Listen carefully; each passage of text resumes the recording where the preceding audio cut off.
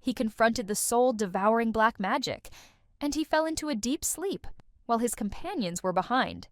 He seems to be asleep on a stone ice, where he is all frozen up. However, 300 years have passed since then, and the tranquil, everyday life is nothing but an illusion. And even now, the world is being engulfed by darkness. When he turned 13, a hero came to visit him in the magic tower, who told him that they say he was a once-a-century genius wizard, but she hoped that this little kid wasn't the one. Our boy further thought that it was a person who had snow-white hair and golden eyes, and our boy's introduction is as if he is the grand wizard named Lin. Lin then started shuffling the books in the library type of place, where the hero constantly greeted him, but Lin didn't give a single attention. Our boy then told her that he was not a genius or a kid. His name is Lin. Upon hearing that the hero got excited and had a wide smile on her face, she realized if Lin was the youngest 4-star Grand Wizard of the Empire, as she further got into her daydreams, wondering if he got into the right place. Afterward, the hero said that judging by his size, he was still a kid. Our boy was still silent. The hero further said that if he is supposed to be a genius wizard, why does he seem like he needs a diaper? The hero then asked if he would join their party. She'll change them for him every day. She may see his pee-pee. Our boy was so pissed hearing all this talk, he quickly activated his fireball, which made the hero scared. Suddenly, all the books above the hero fell on her, making her unconscious. Lin finally smiled after this. So did the hero. It was then that our boy became interested in her. She then forwarded her hand, while telling him that her name is Lista Alter Sherpen, and she is a fake warrior of the Radiant Dragon Church. A fake warrior is a warrior whose strength is enhanced through bodily modifications and whose lifespan is short. However, she asked him to join her to defeat the abyss that was approaching from Antarctica. And this meant joining the so-called Hero Party. And Lista's party had already recruited 2 well-known individuals, the Empire's renowned archer, Guangdong Keys, and Pride, the priestess of the fire dragon from the Dragon Republic. Our boy then said to her that he didn't want to die. If the other 2 are as fun as her, she took time thinking about this, but then she said that they both are crazy just as she is. And there's something way more interesting than them. Lin curiously asked her what that was. She replied saying it's the world. The word world held a strange resonance for him, since someone who had been rescued from the slums and had since dedicated themselves solely to studying magic in the Magic Tower. Our boy's goal was to become the highest pinnacle of the Empire's magical community and a 7-star wizard recognized by the Empire. And they said if he reached the 7-star level, he could understand the truths of the world. He desperately wanted to reach that realm where no one had ever gone before. Living here and spending a lifetime reading magic books wasn't a bad option for him. But to master the 7-star magic, he needed to know about the world outside the Magic Tower. And aimless travel seemed like such a hassle to him, so he often thought, do he need to? But then, this careless hero came along, suggesting he should join her in saving the world. It was a sudden proposal, but it was enough to draw him out into the outside world. And he didn't have a burning sense of justice or a desire to save the world, so he took her outstretched hand. Keys was an archer whose accuracy dropped to almost nothing if he didn't drink. Drunkard dude. But he was mute. Pied, the priestess, was an extreme chain smoker despite her title. I am the priestess of the fire dragon, and he should at least be able to breathe out fire, she'd say, blowing dark cigarette smoke in his face and then laughing hysterically like a complete lunatic.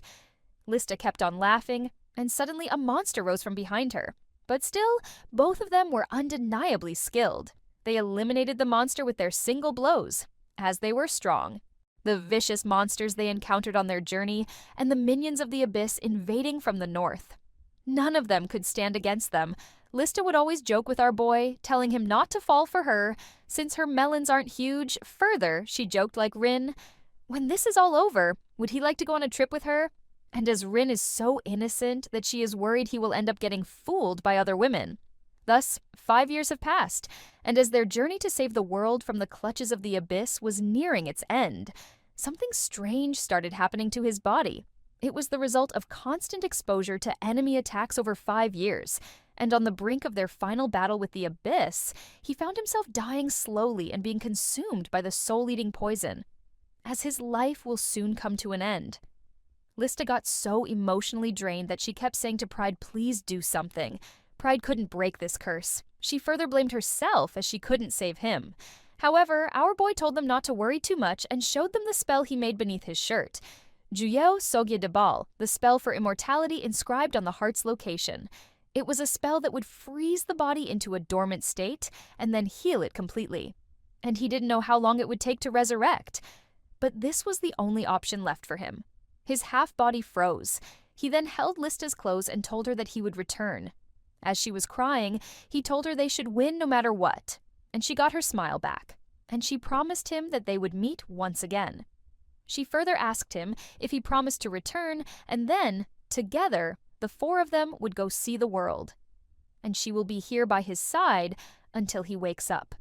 His consciousness is being drawn into the coldness of death, and a floating feeling and a sense of emptiness like sinking into a damp swamp, and a lingering attachment to the world.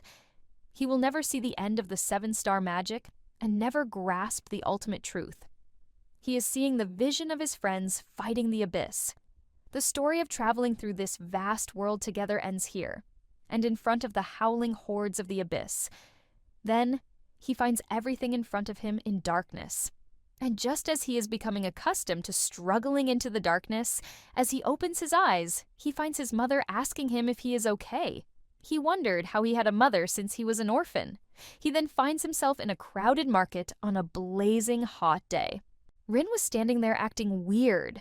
The red-haired girl who was standing beside him wondered why he was acting like this, as this was the Hero Plaza in front of the Papal Palace. Our boy thought that there was a statue commemorating Hero Lista's party there. Rin was standing there staring at the statue while remembering his past life memories with his teammates. He then asked the red-haired girl what year this was. She told him that it was Terzia's year 1418. Our boy was completely stunned and in a state of shock, while he got into a deep state of thought and questioned himself whether he reincarnated. Or is his memory fused with someone else's body? As his body felt strange. Lista's laughter, King's drunken rants, and Pride's cigarette smoke. He realized that all those memories were from 300 years ago. He then questions if they won the final battle, although it was a pointless question. If they hadn't won, there wouldn't be a statue of them there, and the sky wouldn't be this peaceful. As he kept on staring at the statue, the red-haired girl asked why he was saying such obvious things, but that's too bad. She further told him that if he went to the top of the Papal Palace, they said Rin's body would be frozen there. Our boy had a pervert look. He realized that meant that he possessed someone's body. However, the girl further said that they say that Lista stayed by Rin's side until the day he died, and until the day she died. It's really beautiful but sorrowful, isn't it? Our boy looked like a creep again. She asked Rin why he was laughing, as it's a sad story. Rin realized that he kept his promise. Rin went closer to the statue, moving his hand forward and realizing that someone couldn't keep their promise. He then started crying. He then wondered what those three said about him. But he had become a historic figure. The Emperor of the Empire personally erected a monument in his honor, and many magic towers and magic families revered him like a saint. However, the only thing the past 300 years left him with was just magic, and the memories of traveling to countless places, and the faces of his companions who laughed brightly in those memories too. He then asked himself what he should do now. They became legends, not memories. Lista once said that memories only become memories when he shares them with someone else, and so his memories haven't become memories yet, until he meets them again in death, and he'll have to live with these memories alone, like echoes with no response, and they are gone now. The red-haired girl served him some tea. He then asks him what he should do. He then suddenly got a glimpse of Lista, and then he realized what he needed to do. The sacred human empire had divided the wizard class into level 7. The 1-star common wizard, Bandoran, and the 2-star intermediate wizard, Limitless, and the 3-star senior wizard, Atlas, and the 4-star advanced wizard, GLaDOS, and the 5-star grand wizard, Squad, the 6-star stage, Rampage, and the final one is 7-star Shinseiji. The highest level he reached was the 5-star rank. In the Empire's history, only 2 people had reached the rank of 6-star or higher, known as sages, and it could be said that they have reached the ultimate truth. And if he hadn't gone on that journey with Lista, he might have become a 6-star by the time he died of old age. But he would have lived with regret.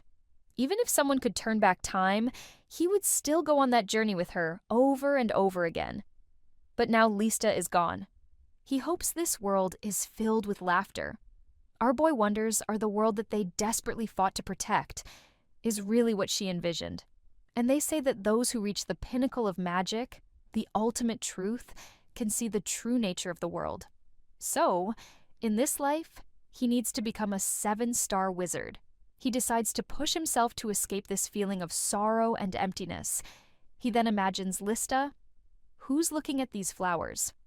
However, pride on the side said that this flower field seems a bit too romantic to show it to a cold-hearted kid like Rin, doesn't it? And she finds it odd. Keys on the side said that he'd rather read another magic book than waste time on this. So, what's so great about this flower field, he said? As he was always grumbling, the atmosphere among the party members was one of cheerfulness and optimism, their camaraderie creating an atmosphere of warmth and companionship. Despite the challenges they faced along their journey, it was the time spent together that they cherished the most, finding joy in each other's company and shared experiences. As they prepared to part ways, our boy gathered his companions close, calling out their names, Lista, Keys, and Pride. With a bittersweet smile, he spoke words of farewell, acknowledging the inevitable passage of time and the transient nature of their connection. "It's time to say goodbye," he said gently. "The dead can only stay in the past. They cannot walk with us. Living must follow the flow of time and keep moving toward the future." His words carried a sense of acceptance and resignation, tempered by the hope and anticipation of what lay ahead. Though their journey together had come to an end, the memories they had created and the bonds they had forged would remain etched in their hearts forever. With a final nod of farewell, our protagonist was dreaming of a moment when Lista asked him if he had ever wished he had a family. He declined to say how he could, since he doesn't even know what his mother looks like. He grew up in the northern slums. If the headmaster of the Osirius school hadn't noticed his magical talent and taken him high, he would probably have lived as an orphan and died on the street. However, he said that he doesn't even know what a family is. And he doesn't care. Pritz held him over in her arms, our boy's head touching her melons. He gets off of her and says that even if he had a family, he wouldn't know how to deal with it. And that's why he doesn't need a family. Lista told him not to overthink it, and just to show lots of love. She further said that since he is a warm-hearted kid, he'll just do fine. Suddenly our boy woke up. His maid told him that now he was awake, he was going to prepare breakfast. Our boy is still dizzy. He then cracks his arms and goes to his bathroom, standing in front of the mirror. Just 20 days ago, he regained his past life memories, and he was reincarnated into the body of a 9-year-old spoiled young master. This boy, named Rain, was the eldest son of the Ludwig family, one of the Empire's top 5 magical families, and he was an orphan in his past life, but in this one, he was born into a noble family. To get used to this new life, he had to put a lot of effort into it. However, our boy finally went into the room. The maid welcomed him very well. His mother told him to tell his father that the breakfast was ready and that he would be glad to see him. He then went into his father's room, whose name is Kevin.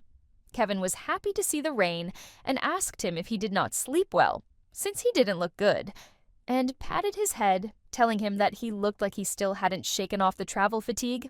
Rain then told his father that the breakfast was ready and they asked him to come. Kevin laughed out loud, saying that he couldn't believe how his son came all the way here to tell that, and asked him to go ahead and eat. Rain asked his father if he wasn't going to eat anything, and asked his father if the thing on his desk was magic-related. Kevin replied that, yes, the theory presentation is next week, and he feels a little rushed, since eating makes him nervous, so he tries to focus and get as much done while his mind is clear in the morning. He further asked our boy if he was going to give him a pep talk or something. However, he declined and said he was thinking of helping him with the magic circle. Kevin told him that he would appreciate the help, but he was afraid that his mother would scold him if he missed breakfast, and he told him to go eat his breakfast. Our boy picked up the pen from the desk and spoke. The magic is about taking the principles of nature and converting them into mathematical formulas, then twisting them to make them work differently. And the word rune not only complicates the formulas, but also conflicts with the rune tea. And that's why it is better to replace it with the rune hill. His dad was speechless, and he further said that if he uses the Empire formula 41-2, he can get the answer just like that. His father quickly held the paper and started questioning himself if this was a way to do it.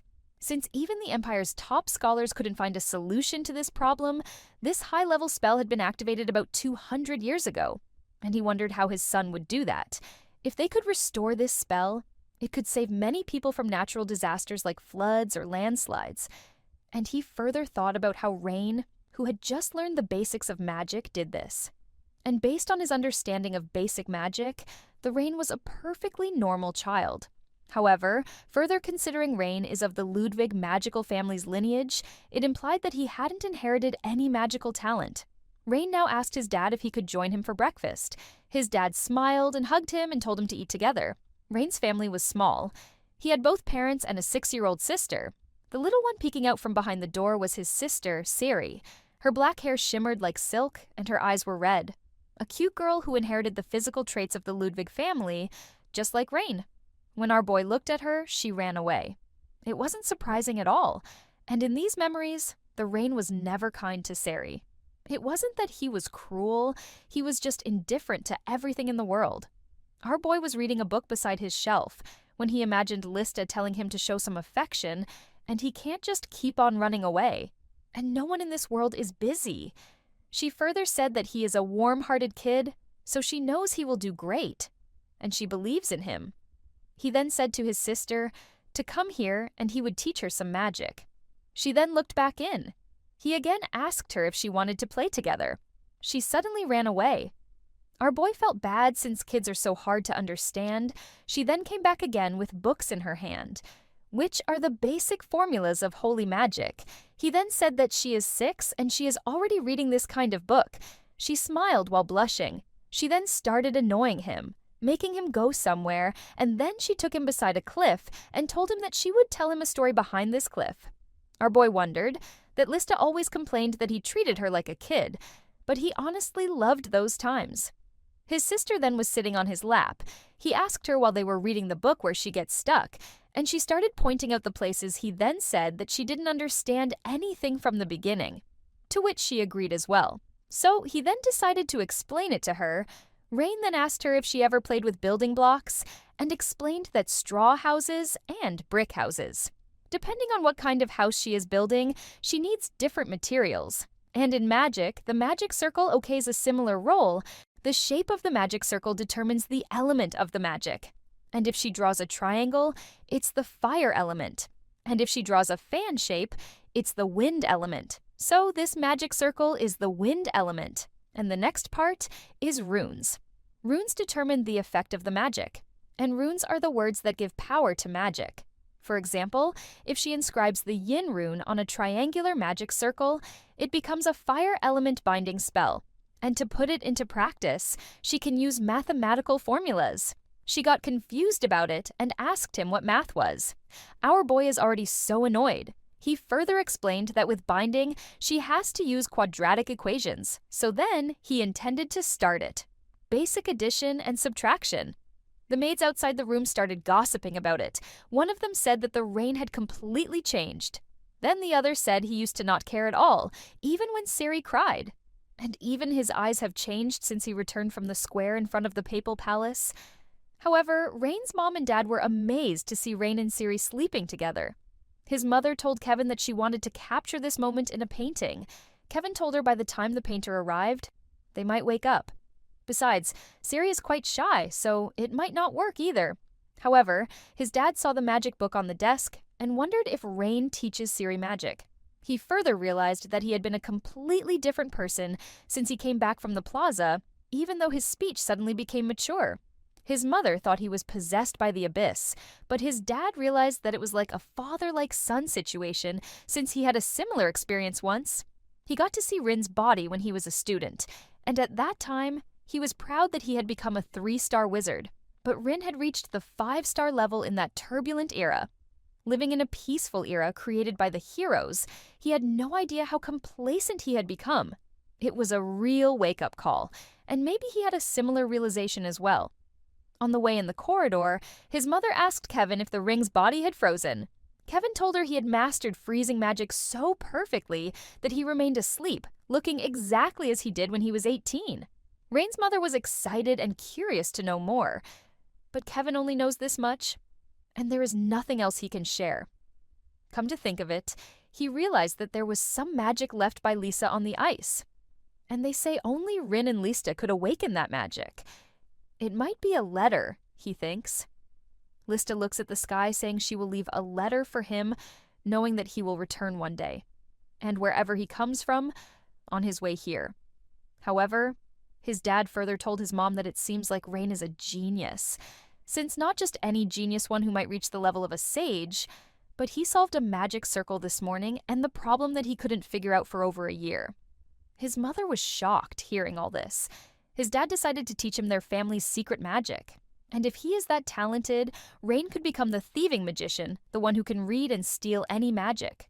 The Ludwig family possessed a unique form of magic known as bloodline-restricted magic, a power that could only be wielded by those who had inherited the ancient blood of the Ludwig lineage. It was a closely guarded secret, passed down through generations, and Rain was one of the fortunate few entrusted with this formidable gift. However, despite the privilege of his heritage, Rain's father harbored reservations about the extent to which he could impart this specialized knowledge to his son. Bloodline-restricted magic was notoriously complex and challenging to master, requiring not only innate talent but also rigorous training and guidance. As Rain's father contemplated the journey that awaited his son, a smile of anticipation tugged at the corners of his lips, reflecting the deep sense of pride and excitement he felt for Rain's future. In his mind's eye, he envisioned a path paved with greatness, a future where Rain would rise to heights beyond imagination. Under the blue sky, a dazzling field of tulips stretched to the horizon.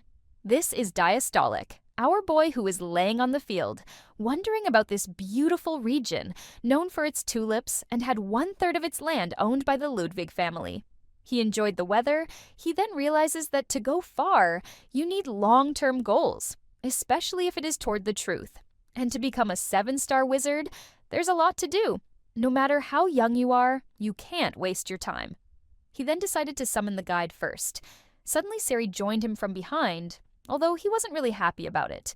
He told her that he was just about to summon the magic guide, and should he make one for her too, giving an ounce of happiness to her. She jumped with joy on her face. Our boy realized that for a 6-year-old, she was not speaking fluently, and wonders if there is something wrong with her. However, the magic circle's structure is a multi-tiered square. The runes to be inscribed are pillars, stray, dot, and ladder. He further explained to her that it's high-level magic involving 4 different elements, so she needs to be a 4-star wizard to handle all this. And in this country, there are probably only 10 wizards who can use it. Siri, the dumbass, didn't get anything. Suddenly, our boy wrote some magic, and a blast of thunder sparked around. He then got weaker and fell while his nose bled. He realized that, for his body, a 4-star magic is still too much. And a good thing is that it was just a guiding spell. And if it had been a combat magic, he might have died. He called this body terrible. He then called Rudian back. Rudian is an ancient language for guide, and it quantifies the user's ability and can detect potential magical power. Siri was amazed to see Rudian. Our boy told her that this is what it does, and it tells you what you need to learn and how to train as well. The rune pillar in the guiding spell reveals your basic magical capacity, and the rune stay shows their true proficiency in using magic. And in short, it has all the best runes for learning. And it might seem simple, but it's still a 4-star magic spell. Rain asked her if she liked it, and she then went away to study. However, our boy is still dizzy and thinks that he should recover his mana first, and then he'll call the second audience after that. He then started looking for the mana in the guide, in quantifying his physical condition, which is mana 3024. He felt that that was worse than a beginner wizard. And as for magical arithmetic and stamina, he has got a long way to go. He then finds a bloodline-restricted magic in this body. He realizes that it's not a waste after all, as it reminded him of a young wizard who came to see when he was traveling with Lista. He wanted to prove he was the Empire's greatest wizard, so he said he'd join the party instead of him. But his skills weren't anything special, and he was not that impressive either, but his eyes gave Rin quite a bit of trouble. Because with those eyes, he could see through every spell he used, and he would just counterattack constantly. He realizes that it all makes sense now because of the Ludwig family's bloodline limit magic, known as Bel Sidious. This powerful ability allows the user to perceive the flow of mana and discern the magic their opponent is using. In battles where magic skills are evenly matched, the one who can counter the best has the upper hand. Additionally, there is a legendary ability called Bel Queries. This rare power has been awakened by only 3 people in the history of the Empire's magic. While Bel Sidious allows one to see through another person's magic, Bel Queries takes it a step further by enabling the user to steal their opponent's magic. And the reason the Ludwig bloodline was known as the Thieving Wizards was because of that eye. He then realized that he was funding his goal for childhood, since he can't become a grand wizard without magic power and stamina. While Rin was staring at the bookshelves, his dad came to ask if he was starting to take an interest in their family's bloodline limit magic. Our boy was shocked and wondered if Kevin was watching him. Kevin approached Rin with an offer that sparked immediate interest in the young apprentice. Despite the timing being perhaps a tad premature, Kevin proposed that they commence Rin's learning journey without delay.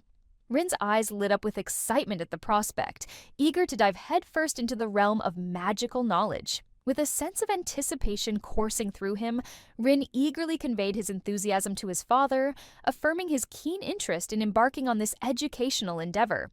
He recognized the value of gaining a solid foundation in magical theory and was eager to begin his studies as soon as possible. However, to Rin's surprise, his father revealed a slight deviation from their original plan. Instead of commencing Rin's training immediately under Kevin's guidance, Ellen would assume the role of his tutor for the time being. Kevin, occupied with a conference, would only resume Rin's training upon his return. Our boy wasn't aware of who Elan was, but she is his aunt who teaches students at Dilaton with an exceptional talent for magic and a great personality. And most importantly, she is the one who loves her nephew more than anyone in the world. He met her when he was only 6 years old. Suddenly, Elin walks into the room. She looks like someone who plays with themselves a lot. However, she then walks up to our boy and looks at him with a weird look on her face, the thought that it is unbelievable. As the great genius, Professor Ellen Ludwig has to come all the way here to teach this uncute brat. Our boy got scared, and she came further closer to him and held his face. Ellen asks our protagonist if he remembers who she was, and our boy, who was standing there completely lifeless, says that she is Aunt Ellen. She further told him that from now on, he had to call her Professor Ellen Ludwig, who's a great genius, and she can't stand dullards who don't understand things all at once. With a completely scary look, she asked him to never ask her something she had already taught. The training of the bloodline magic limit has officially begun. The bloodline magic limit is not recorded to prevent theft by other magicians. Therefore, he must meet a family mage to receive knowledge directly into his mind. However, first, she decided to demonstrate, and she told him to pay attention closely. Our boy was watching like he wanted her melons. Ellen then uses the bloodline magic, with her eyes shining bright light. Our boy for a second was shocked and realized that this feeling was just like those eyes back then. And this is the Bel Sidious. After she was done, she had gotten quite some attitude. Our boy was amazed. She asked him if it was pretty cool, and told him that to use this, he had to be able to process 3 spells at the same time. She then started insulting him, saying that a rookie like him could never dream of using 3 spells. However, he told her that he can use it. But she couldn't believe it. Apparently satisfied with his reaction, Ellen confidently jotted down a few formulas. As it was an analysis of magic, he thought that this had more theoretical content than he thought.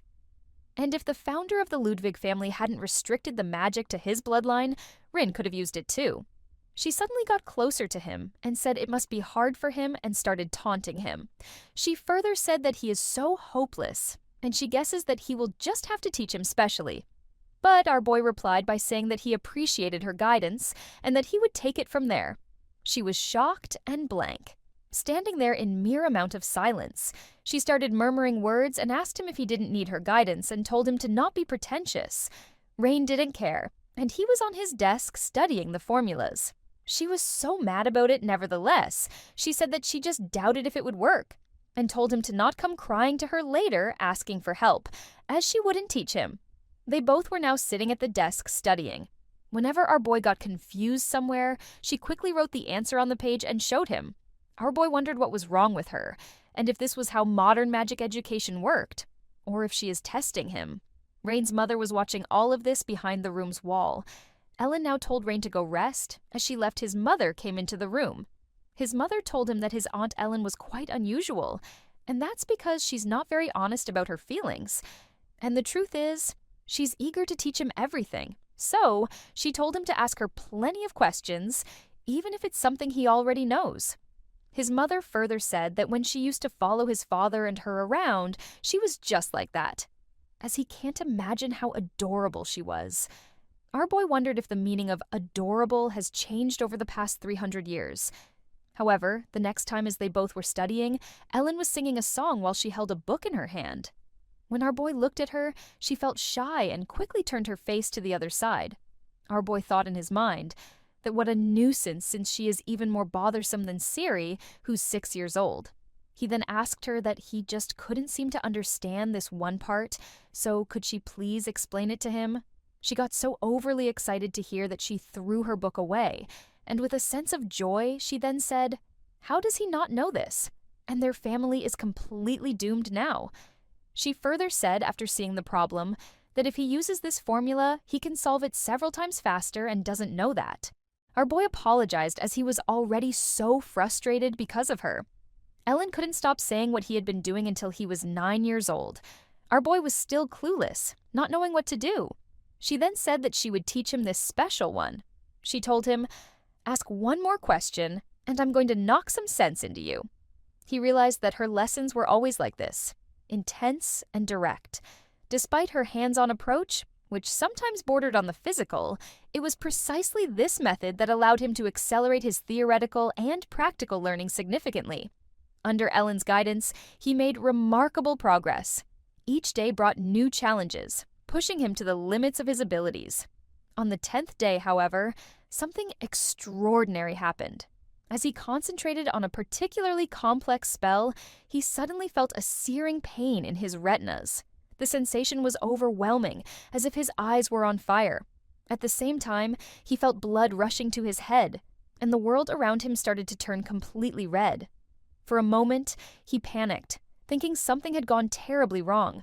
But Ellen's calm voice cut through the haze of his thoughts. "Focus," she commanded.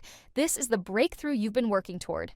Embrace it, and you'll see the true nature of your magic." Summoning all his willpower, he steadied himself, concentrating on Ellen's words. Gradually, the pain subsided, and the red haze began to clear, revealing a new level of perception. Colors and shapes became more vivid, and he could see the intricate patterns of magic that flowed around him. This newfound clarity was astonishing, and he realized that Ellen's rigorous training had led him to unlock a deeper understanding of his powers. Then it happened. A sign appeared in his glowing red eyes. As Rin delved deeper into his studies, a profound realization dawned upon him. The world seemed to transform into a vast network of interconnected numbers and equations. Every piece of information flowed effortlessly into his mind, manifesting as intricate mathematical formulas. It was as if he had unlocked the secrets of the universe itself, manipulating the very fabric of reality with his newfound understanding. The sheer magnitude of this revelation left Rin questioning the nature of his newfound abilities. Was this what it felt like to be the creator of the universe, wielding the power to shape reality through the language of mathematics? Lost in contemplation, Rin's thoughts turned to the nature of magic itself. He wondered how his own magical abilities appeared to others, particularly those who lacked his unique perspective. To a young wizard like himself, immersed in the world of numbers and formulas, magic must have been interpreted in a similar manner, as a series of equations waiting to be unraveled. As Rin's mastery over his abilities continued to grow, Ellen, his mentor, watched in astonishment at his rapid progress. In just 10 days, Rin had achieved feats that would have taken other years to accomplish.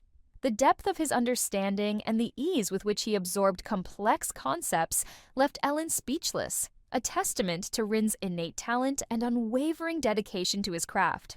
Ellen realized that even after receiving special education, it took him 7 years to acquire Belsidius. and they said it would take at least 70 years to master Belqueries, and he just did it in just 10 days. And isn't it like performing multiple operations of basic magic in a blank state without knowing anything? And he might be comparable to Rin, who was called the god of multivariate magic. She further realized that. However, while Kevin and Ellen were having a conversation, Kevin said that they couldn't believe it to open Bel Sidious in just 10 days. She said that even if he does well, thanks to Rain, the Ludwig family may become the leading mage family. And he's amazing. Kevin further realized that as a father, there's nothing more he can teach him. There was a sudden knock on the door. Kevin said it was Yuta, who asked Kevin for orders. Kevin told him to send a letter to his father. Yuta confirmed if he was talking about the previous head of the family. Kevin asked if he had any problems with that. Kevin then started writing the letter, which said, "To his father, he requests his guidance as his grandson possesses natural talent, and he humbly asks for teaching."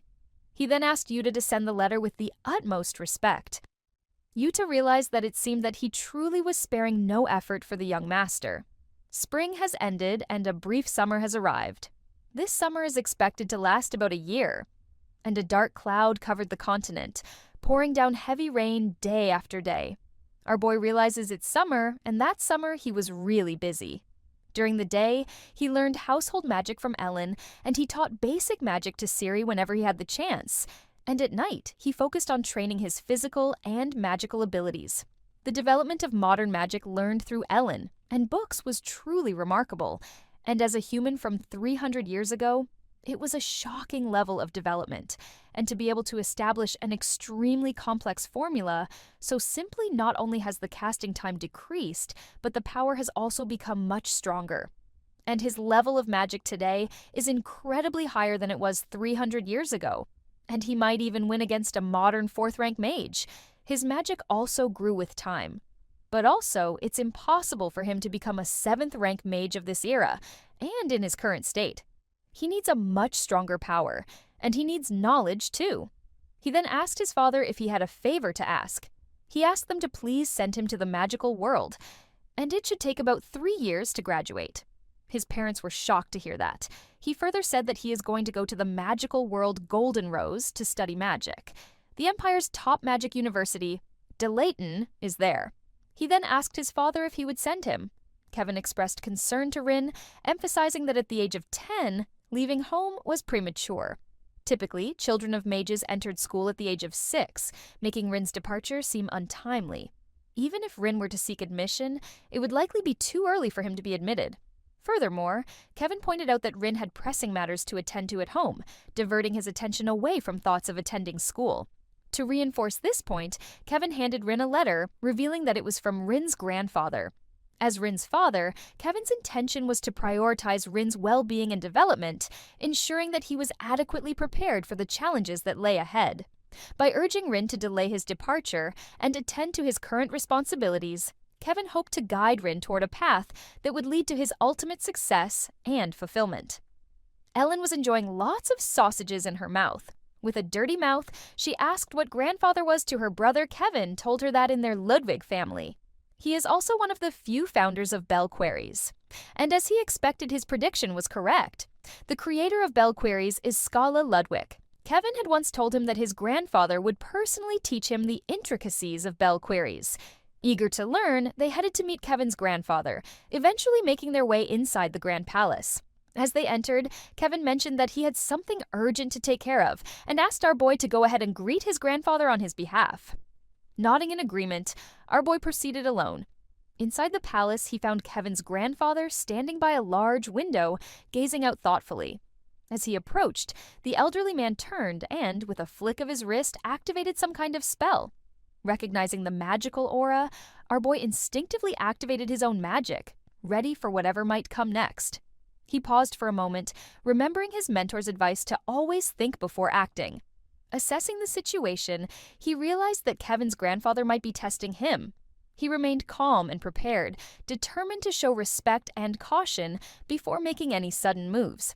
The atmosphere was tense, filled with the silent communication of mutual acknowledgement and readiness. Rain's magic suddenly vanished from his hands. His grandfather said that this is what Belqueries is, and he can see all types of magic he can't cast. and he can even control it freely. Our boy had weird expressions on his face. His grandfather further told him that mastering the Bell Quirius isn't the end, but to use it properly, the caster must fully understand it, and he asked what level Rain is, who then replied that he could barely perform 1/3 rank magic quickly.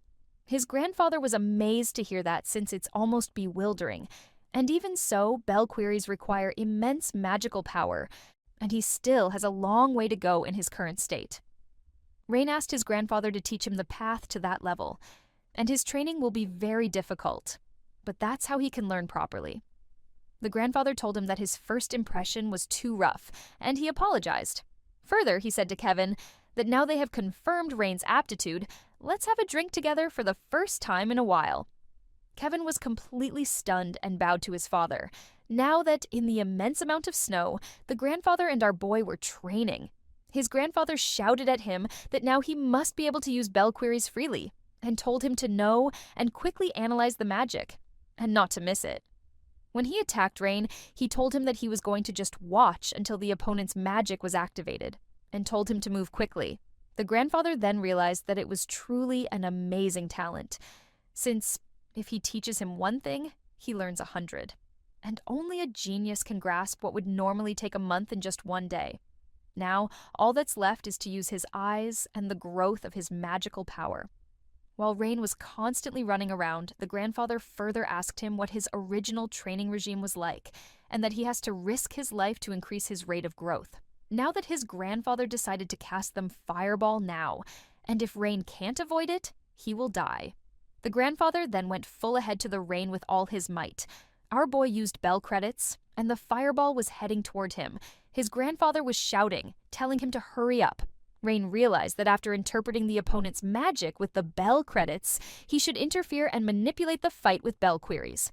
The Fireball moved very close to Rain. Suddenly his Bell Queries were activated, and all the things are converted into equations and transmitted directly to his brain. And now he can try changing equation 9 in front of him as he wishes. The magical array of the spell consists of 2 triangles. The assigned rune symbol is a formulaic ludicin, and the size is 17 axles. The range is 23 Gemite. And the answer to this question is with imaginary roots. He then smashes the Fireball into the thin air. The grandfather couldn't believe what was happening. Our boy was now dizzy, and as he was falling onto the ground, the grandfather caught him. And while he was crying, he asked him if he had managed to do it. The grandfather told him that he did very well, and now all that's left is to increase his magical power. And it's hard to believe, even after seeing it with his own eyes. And he can't believe he mastered the Bell Quirius at 14 years of age, and that's a level 1, barely reached when he was 39. Moreover, he realized that this child was a genius capable of changing the course of the Empire's history. As they were leaving, the grandfather told Rin that he wouldn't interfere with the kind of life he chose to live. However, he insisted that when Rin turned 16, he should get admitted to Delayton. Despite this, Rin thought to himself that he had no interest in attending the Magic Academy. The grandfather told him that if he graduates as the top student from Delayton, he will have the chance to have an audience with Archimage Rin. He further said that there was a letter left by the hero Lista and asked him if he wasn't curious about it. Our boy was completely shocked to hear Lista's name. The grandfather told him that no one had ever opened Bell Queries at his age, and with his abilities, he should be able to read the contents of the letter. Our boy realized that back then, when he was just stunned and speechless from the shock, but looking back, that was just the beginning. Following the letter left by Lista, a story of a journey that follows the traces of old comrades.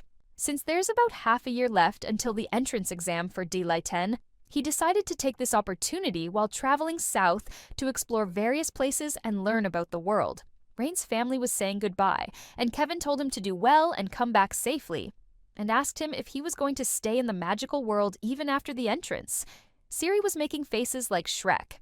However, he said it's where all knowledge gathers, and the notorious Delayton entrance exam is held at the end of the year, and successful applicants start their first semester in March. They further got worried, asking if he was going to be okay, as they were worried since he was going all alone without an escort. Rain's skills are already outstanding, and there shouldn't be any danger if he follows the national highway.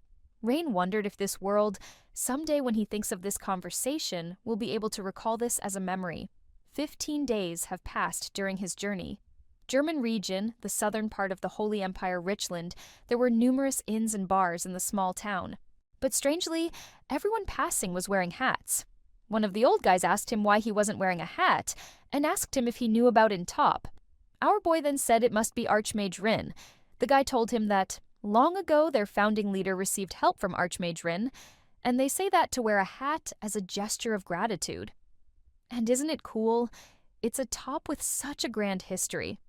Our boy, with a weird expression, asked him who was this founding leader they talked about. And he thinks that he might think of it when he hears the name. But why would such a great merchant be stuck in a village like this? The guy said that there was a problem at the intersection leading to Sunway Road. The monsters have been appearing on the road, and they said that there are already dozens of people who have gone missing, and they're waiting for Lord Nari to send an expeditionary force. He wonders what his business partners will say. Our boy pondered about monsters, the living forms whose essential nature had been grotesquely distorted by the influence of the abysses. These monsters resembled animals, but with twisted, horrifying appearances and ferocious magical powers that made them far more dangerous. Their distorted forms were a chilling reminder of the abyssal influence, and no matter how much damage they sustained, they seemed incapable of truly disappearing. Rin stood speechless upon hearing this explanation, the weight of this knowledge pressing down on him. The realization that these monstrous beings could not be easily vanquished added to his unease. As he left, his thoughts lingered on the monsters lurking in the night.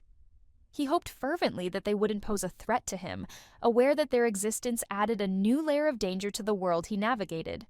His heart raced with a mix of fear and determination, knowing that he had to stay vigilant against the ever-present threat of these abyssal creatures. As darkness fell, he felt their gaze upon him, but they didn't attack. Perhaps they sensed the difference in magical power with their animal instincts. If it were just these kinds of monsters, he knew he could defeat them, but he decided it was none of his concern. The expeditionary force will handle it well. He is quite sure about it. As he walks, he imagines his past, where they then decided to go and land a road from there. Our boy was shocked hearing that, through the Quanland Road. Lista decided to continue along the Visor Basin, while moving towards the Turbinopole. As there's an amazing flower garden in that area, our boy then went completely insane and shouted at Lista Pride, telling them the two Pequari parties who crossed over to the continent before them fought to the front lines and were completely wiped out. As a result, the front lines have reached a stalemate, but everyone is barely holding on, waiting for reinforcements from other heroes, and they don't want to know what the situation is like right now. As they don't know, the Red Dragon Corps and the Yellow Dragon Corps are already heading to the battlefield. Even the most powerful mercenaries crossed the sea for honor and glory. Pride said that they needed to hurry as well. Our boy further said that, since the strong ones have left, it seems like the monsters have started rampaging all over this continent. And even so, the danger level is probably C rank or B rank tops at most, and now isn't the time to deal with such things. Lista then asked Rin that in this world, countless people urgently need help, and even for seemingly trivial matters, there's no shortage of things needing help, and she hopes that Rin becomes an adult who helps those people. Rin held his face and realized that even though she died 300 years ago, she still nags like nothing's changed. And he is just a little tired, so he just needs to rest. He then uses some imaginary book aura and uses magic to cast an animal to go and find. However, one of the monsters brings the monster completely wrapped in front of him. He then asked himself if this was considered a threat too, as he has dealt with countless things like this before. The animal tightened the monster, and it was in pain. Our boy then said if he promised not to harm people, he would let him go. He then said that he wouldn't listen anyway, and suddenly he slashed the monster into 2 pieces. And then he left the place, saying that it was just to kill the time, the border between the central and southern parts of the empire. If his memory serves him right, it was known as the Bardantio Mountains, and the moment he set foot there, what greeted him was the low-level demon beasts who looked at him with contempt. He then decided to kill each one of them and send them back to hell. Our boy had a weird look again. Suddenly he saw 2 people on the cliff who then shot one of the monsters. In front of our boy, One of them was Keys. Our boy was completely stunned at that moment. Rain still thinks it was Keys. He then gets down a cliff standing in front of our boy. The smell of alcohol was erupting from them. The green-haired guy then asked our boy what he was doing there, because this was a place where monsters often appeared. And wasn't anyone warning him on his way here? He asked while being completely drunk. The other came forward and said that they, descendants of the imperial palace, were protecting this place. However, our boy then realizes that it is not Keys, and he is not sure which faction he belongs to, but he is grateful for his help. Rain asked them if this was the Bardantio Mountains. They couldn't stop laughing. They then told him that it's been changed to Calantan. And why does he still look for the Bardantio Mountains? Keyslantan means Castle Siege Keys Mountain. And after defeating the Abyss, the Keys seems to have established their roots here. And these are the disciples of the archery faction established by the Keys. He realized that it was said that skilled individuals recognized by them traditionally guard this alley. These drunkards were still laughing. Our BPY wondered if this is the basic principle of this faction's drunken archery, and why on earth do they teach? Suddenly, one of the men put his hand around our boy and said that he came at the right time. A festival is being held today, and today is a day when everyone can drink for free. He further said that if he wants to become an adult, he should at least know the taste of alcohol. He further asked if our boy knew what alcohol was, and that they say alcohol is a path to the sun and moon. The other one said he turned out to be a refined man, and that he should stop talking nonsense and focus, and not think about skipping his duty today, as they have to protect this place. He told him that they couldn't leave the kid alone. However, suddenly he picked up our boy and ran inside the mountain cave while saying that he would just take him to the village entrance and come back. However, while walking, our boy asked him if the road was a mess because of the fallen leaves. He told him that they do rake the leaves, but this year there are unusually many, so even when we clean them, it feels endless. Our boy looked around. Upon reaching Key's grave, the guy told him that if he went up these wooden stairs here, he would find a seal. And if he follows the road straight from there, he will reach his destination. While staring at the grave, our boy panicked and remembered Keys. The guy asked him if he was on a journey. Why didn't he make a wish there too? Our boy asked what a wish is. He asked him if he was asking because he didn't know. As they stood amidst the solemn silence of the tomb, Kevin's words echoed in the empty chamber. He explained that despite the desolation surrounding them, this place held deep significance. It was the final resting place of Lord Keys. Every year, people would gather here to make heartfelt wishes, imploring Lord Keys to protect them in the coming year. The weight of Kevin's revelation sent shockwaves through our boy, plunging him into a profound state of contemplation. The realization that they stood in the presence of such sacred history stirred a myriad of emotions within him, prompting him to grapple with the gravity of the moment. Unable to comprehend the magnitude of what he had just learned, our boy responded with disbelief, urging Kevin not to jest about such matters. Yet, as the truth of their surroundings settled upon him, he understood that this place held secrets and traditions far beyond his understanding. However, the guy got confused and asked him who would joke here, because that's strange, and who would build a tomb in the middle of a mountain like this? He further asked him if he knew that Lord Keys was a great man. And doesn't he know the story behind this tomb? He further asked our boy if he knew that among the Lord Keys' colleagues was the Grand Wizard Rin. And this seems like something he might already know about, and it looks like Lord Rin was a shy person. Sir Keys seemed to believe that Lord Rin would return, even after his death. Keys had said that his grave was set up in the village because he knew Lord Rin, being very shy and avoiding people, wouldn't visit if it were elsewhere. So he asked to be buried here. Rin then recalled all the wonderful memories he had with Keys, like teasing him about smelling like alcohol and telling him to stop snoring. He remembered Keys saying that this was an eternal farewell and that he would never return. Overwhelmed by these visions and memories, Rin found it difficult to handle the flood of emotions they brought. He further visualizes that he promised to come back, and he promised to come back and see them. He then ran directly inside the forest and fell. As the sun went down, our boy sat there on the edge of that cliff, still grappling with the idea of standing up and heading back to Keys' grave. It feels like he's already missed the chance, though. He's haunted by the need to ask for forgiveness, to make peace somehow. Nightfall creeps in, and he finds himself stretched out on that cliff, staring up at the sky, lost in memories. He recalls the times when Keys praised his sharp eyesight, finding a bird in the darkness. Then there's the memory of everyone marveling at how well Keys fit in, even though he was always a bit too tipsy. Another moment surfaces, Purda urging Keys to take a break and gulp down his drink, and how only a sober mind could catch the jest. Those memories bring a soft smile to his face. But then there's the bittersweet recollection of Lista, unable to speak because Keys hadn't given her permission. Each memory tugs at his heart, reminding him of the complex web of relationships and emotions that defined their shared journey. In another moment, the Keys seemed to be asleep with a loud noise. Our boy and the others were frustrated. Kais told them that he is usually quiet, but when it's time to sleep, he gets noisy. Our boy's laughter couldn't be contained. Even as he felt the grip of death tightening around him, it bubbled out in fits and bursts. But then, as if a dam had burst, the laughter morphed into sobs echoing through the air. Afterward, he made his way to Keys's grave, a place heavy with memories and regrets. With a flick of his wrist, he summoned his magic, engulfing the surroundings in flames. It wasn't an act of destruction, but rather a release, a cathartic purge of emotions too overwhelming to contain. Yet, even as he walked away from the ashes, Keys's presence lingered in his mind.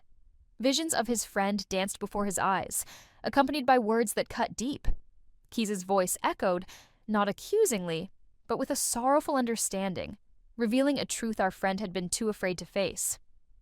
"It's not shyness," Keys's voice seemed to whisper on the breeze.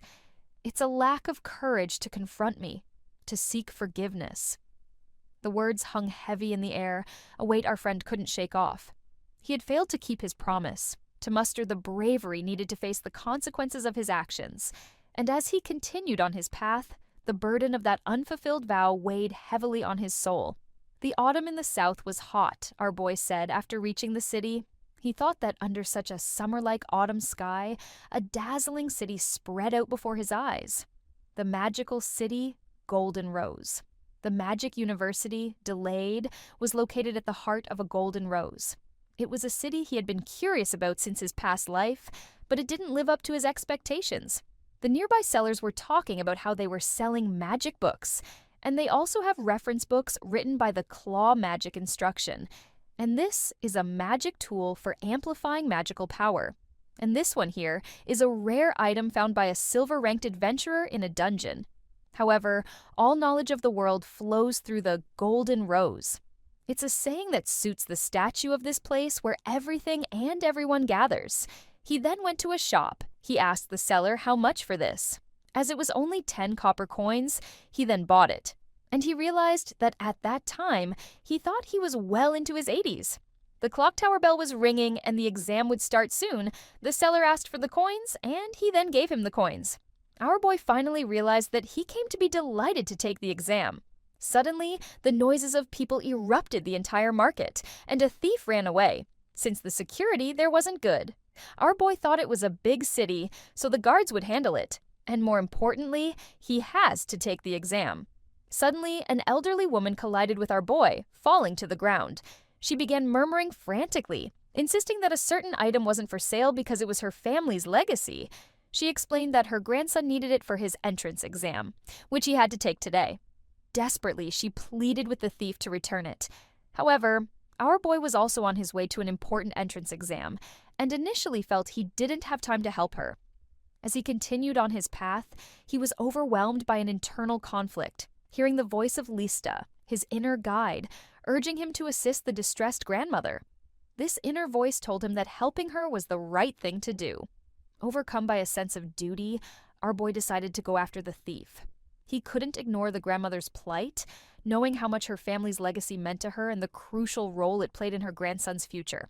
Driven by empathy and a newfound resolve, he chased after the thief, determined to retrieve the precious item and restore hope to the grandmother and her grandson.